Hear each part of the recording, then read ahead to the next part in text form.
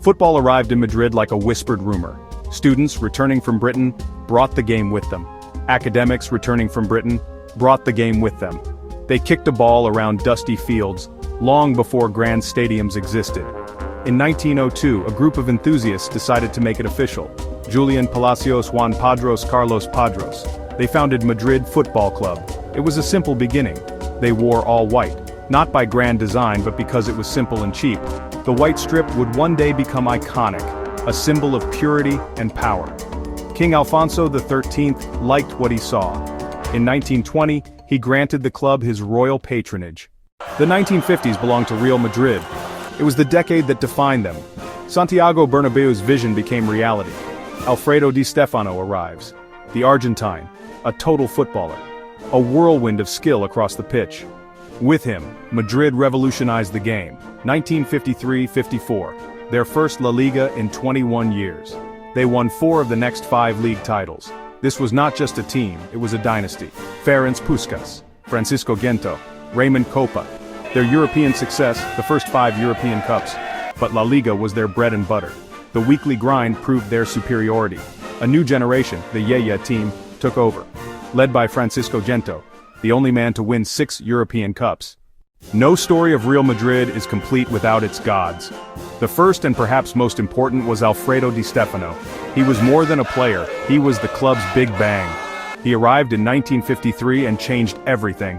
Di Stefano was the engine, the brain, the heart of the team that conquered Europe. He scored in 5 consecutive European Cup finals. In La Liga, he was a phenomenon, leading the club to 8 titles in his 11 seasons. Decades later, another hero emerged from the club's own ranks, Raúl González. He was Madrid personified. He was not the fastest or the most skillful. His intelligence, his hunger, his spirit. He was the ultimate poacher, a master of being in the right place at the right time. Then came the Galacticos era, a time of Hollywood signings. Zinedine Zidane, the elegant French maestro, was the crown jewel. He played the game like a ballet dancer. His volley in the 2002 Champions League final is perhaps the greatest goal in the competition's history. He was joined by superstars like Luis Figo, Ronaldo Nazario and David Beckham, and then Cristiano Ronaldo arrived. The Santiago Bernabéu is not just a stadium, it's a theater of dreams. It's a place where the impossible happens. The club's history is filled with stories of the remontada. After losing 3-0 away to Inter Milan, they won the second leg 5-1 at home. Against Borussia Mönchengladbach, they were thrashed 5-1 in Germany. But at the Bernabéu they roared back to win 4-0, advancing on away goals. These nights created a myth. At the Bernabéu you never give up. This spirit isn't just reserved for European nights, it lives in La Liga too. The 2006-07 season is a perfect example. Under coach Fabio Capello, Madrid was trailing Barcelona for most of the season.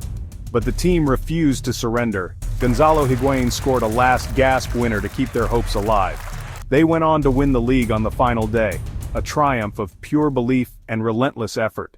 Real Madrid's fame extends far beyond the borders of Spain. They're a global institution. Their name is recognized in every corner of the world.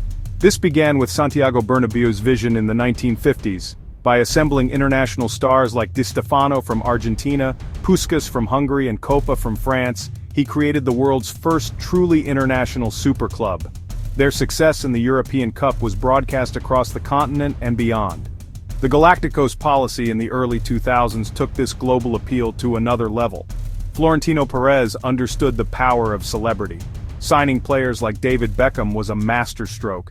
He was more than a footballer, he was a global brand.